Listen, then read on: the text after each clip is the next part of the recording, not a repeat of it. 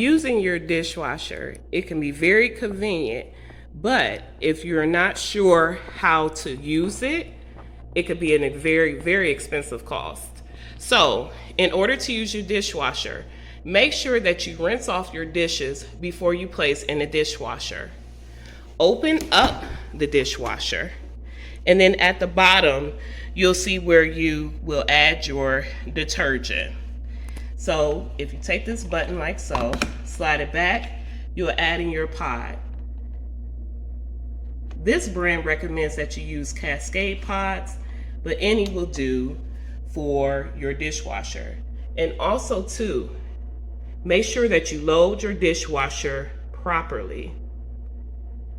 Have plates at the bottom, cups and bowls at the top. And this section here is where you can put your silverware. Once you have your dishes loaded and your dishwasher pod in, you can go ahead, close this back up. Now it's time for you to set your cycle. So if you want to do that, you press the cycle button and you can select which cycle you want. If you select the rinse cycle, these other buttons will not work.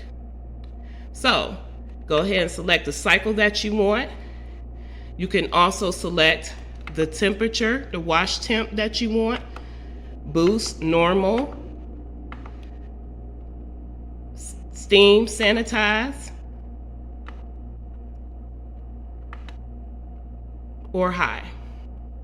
Once you have all that done, you'll hit the start button.